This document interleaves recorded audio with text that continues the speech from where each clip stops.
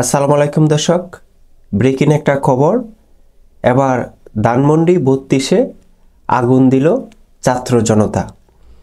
দর্শক, খবরে বলা হয়েছে নিষিদ্ধ সংগঠন ছাত্রলীগের নেতাকর্মীদের সঙ্গে সাবেক প্রধানমন্ত্রী শেখ হাসিনার ভার্চুয়াল অধিবেশন নিয়ে রাজধানীর ধানমন্ডি ৩২ নম্বরের পরিস্থিতি উত্তপ্ত হয়ে উঠেছে।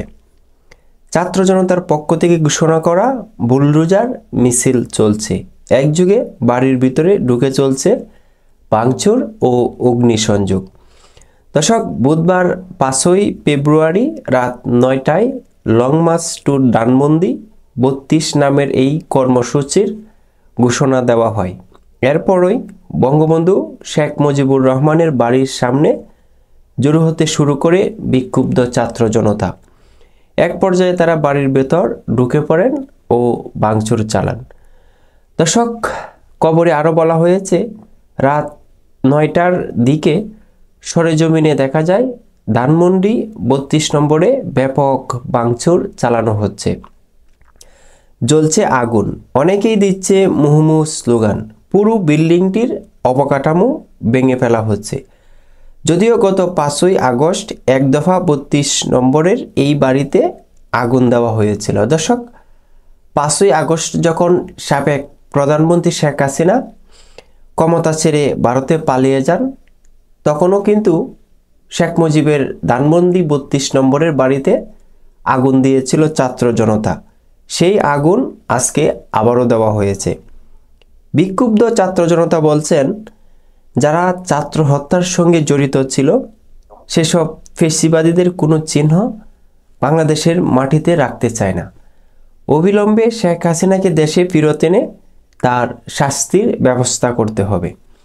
এছাড়া উত্তেজিত জনতাকে বলতে শোনা যায়, খুনি আসলে লাইভে ছাত্র জনতা যাবে ৩২-এ। এরকম স্লোগান ছাত্ররা প্রতিনিয়ত দিতে থাকেন। দর্শক, হঠাৎ করে ছাত্ররা কেন ধানমন্ডি ৩২ নম্বরের বাড়িতে তারা আবারও হামলা চালিয়েছে, অগ্নি সংযোগ করছে? দর্শক, এর কারণটা হচ্ছে সাবেক প্রধানমন্ত্রী শেখ হাসিনা নিষিদ্ধ সংগঠন ছাত্রলীগের নেতাকর্মীদের সাথে ভার্চুয়ালি লাইভে আসার কথা ছিল। সেই ঘটনাকে কেন্দ্র করে ছাত্ররা পুনরায় আবার ধানমন্ডি ৩২ নম্বরে ভাঙচুর চালাচ্ছে। দর্শক, শেখ হাসিনা যখনই বলেছেন যে শেখ হাসিনা লাইভে আসবেন এবং ছাত্রলীগের নেতাকর্মীদের সঙ্গে কথা বলবেন, তারপরেই ছাত্ররা এই সিদ্ধান্ত নেয় যে সাবেক প্রধানমন্ত্রী খুনি হাসিনা যদি লাইভে আসে, বাংলাদেশে ভারতে বসে যদি কোনো তৎপরতা চালায়, তাহলে আমরা পুনরায় ধানমন্ডিতে যাব।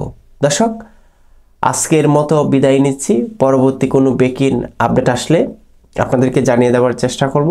ভালো থাকবেন, ভালো রাখবেন এই প্রত্যাশা। আসসালামু আলাইকুম।